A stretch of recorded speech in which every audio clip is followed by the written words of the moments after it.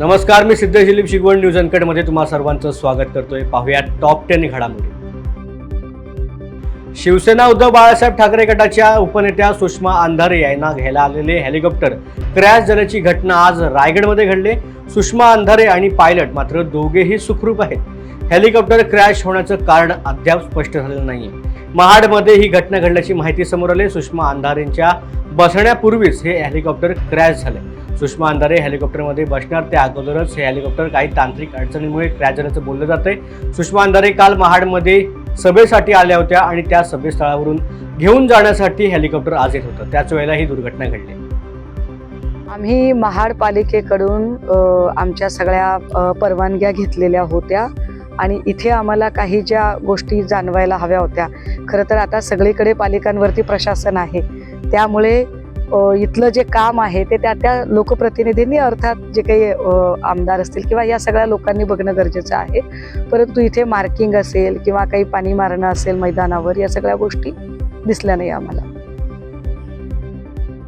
एका सराफाकडे 5 कोटी रुपयाची खंडणी मागितल्याप्रकरणी ठाणे मनसे अध्यक्ष अविनाश जाधव यांच्यावरती गुन्हा दाखल करण्यात आल्याची माहिती समोर येते।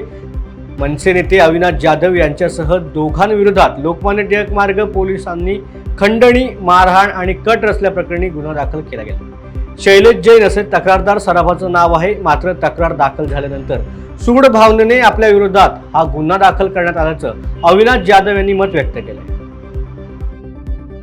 प्रमोद महाजन यांच्या कन्या आणि 2 टर्म खासदार असलेल्या पूनम महाजन यांचा पत्ता कट करून उत्तर मध्य मुंबई लोकसभा मतदारसंघामधून भाजपने यंदा ज्येष्ठ कायदेतज्ञ ॲडव्होकेट उज्ज्वल निकम यांना उमेदवारी जाहीर केली। उमेदवारी अर्ज दाखल करण्याच्या शेवटच्या दिवशी निकम फॉर्म भरणार आहेत। माझ्यावरती संस्कृतीचा पगडा आहे, त्यामुळे मी त्या भाषेत बोलणार नाही। बेछूट बेलगाम खोट्या आरोपांना जनता उत्तर देईल। मी राजकारणामध्ये प्रवेश केल्याबद्दल टीका करणाऱ्यांना आणि लोकांना मनसे अध्यक्ष राज ठाकरे नक्की त्यांच्या शैलीमध्ये उत्तर देतील, असा विश्वास देखील उज्ज्वल निकम यांनी व्यक्त केलाय। पुरंदर तालुक्यामधील नीरा येथे खासदार शरद पवार यांच्या उपस्थितीत सुप्रिया सुळे यांच्या प्रचाराची जाहीर सभा आयोजित झाली होती। त्यानंतर सुप्रिया सुळे यांनी नीरा शहरामधून पायी चालत जाऊन मतदारांशी संवाद साधला आणि त्यांना मतदान करण्याचं आवाहन केलं। यामध्ये पुरंदरचे आमदार संजय जगताप यांच्यासह अनेक कार्यकर्ते देखील सहभागी होते। अवघ्या 10 दिवसांवर लोकसभेची निवडणूक आलेली असताना जालना लोकसभेचे महायुतीचे उमेदवार रावसाहेब दानवे यांच्या प्रचारार्थ त्यांचं कुटुंबीय आता मैदानात उतरलंय।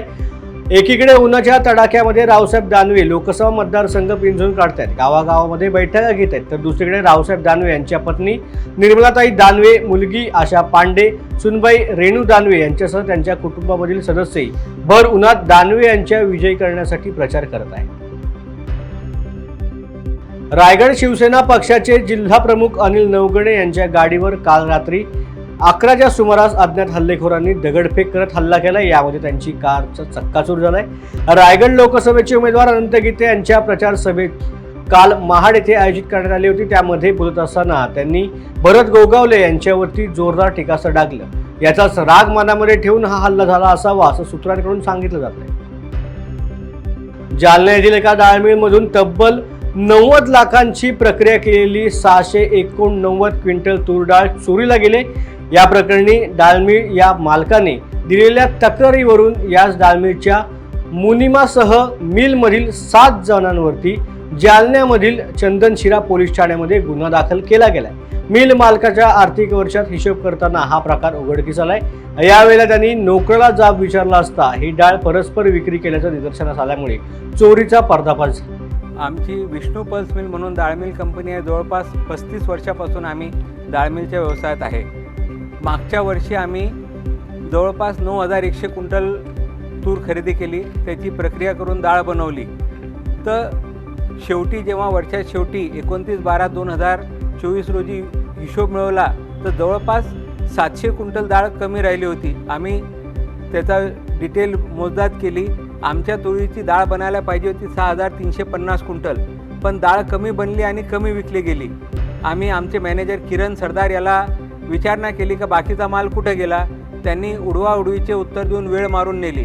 शेवटी आम्ही चंदनजिरा पोलीस स्टेशनमध्ये कंप्लेंट केली। तिथलचे PSI राजपूत साहेब यांनी तत्परतेने तपास करून जवळपास 7 आरोपी अटकेत घेतलेले आहेत आम्हाला याच्यात या गोष्टीचं दुःख वाटतं की ह्या चोरीची डाळ खरेदी करण्यामध्ये आमचे डाळमिलवाले सुद्धा इन्व्हॉल्व होते.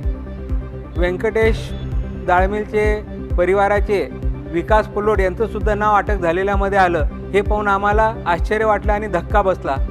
पण राजपूत साहेब त्याचा तपास योग्य दिशेने करत आहे ह्याचा आनंद आहे आणि तपासामध्ये अजून प्रगती अजून होऊन बाकीचा सगळा माल आम्हाला ताब्यात मिळावा ही अपेक्षा आहे.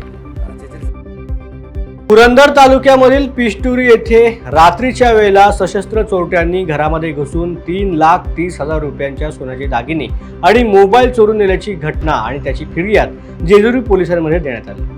काल रात्री 1 ते 3च्या सुमारास हा प्रकार घडलाय. उन्हाळ्यामुळे गरम होत असल्या कारणामुळे दरवाजा उघडा ठेवून लोक झोपले होते. याचाच फायदा घेत चोरट्यांनी घरात प्रवेश केला आणि महिलांच्या गळ्यामधील सोन्याचे दागिने उरवडून नेले. यावेळेला पळून जात असताना चोरट्यांनी एक शस्त्र देखील पडलं होतं. पोलिसांनी ते ताब्यात घेतलं आहे. अंबड शहरामधील भाजी मंडई जवळील जिल्हा परिषद शाळेच्या जुन्या शाळेमधील एका रूमला आग लागली असून यात फर्निचर जळून नष्ट झाल्याची घटना घडली. घटनेची माहिती मिळताच पोलीस आणि अग्निशामक बंब घटनास्थळी दाखल झाले. आगीचे कारण अद्याप अस्पष्ट असून सुदैवाने कोणतीही जीवितहानी झाली नाही, परंतु या आगीमध्ये जुने फर्निचर जळून खाक झाले. नाशिकच्या नांदगाव तालुक्यामधील जामदारी पाठोपाठ कळमदरी गावामधील ग्रामस्थांनी आता मूलभूत समस्यांसाठी आगामी लोकसभा निवडणुकीवरती बहिष्कार टाकण्याचा निर्णय घेतलाय. ग्रामस्थांनी एकत्र येत तशी शपथच काल घेतली. यावेळेला ग्रामस्थांनी मेणबत्त्या भेटून प्रशासनाचे लक्ष वेधले.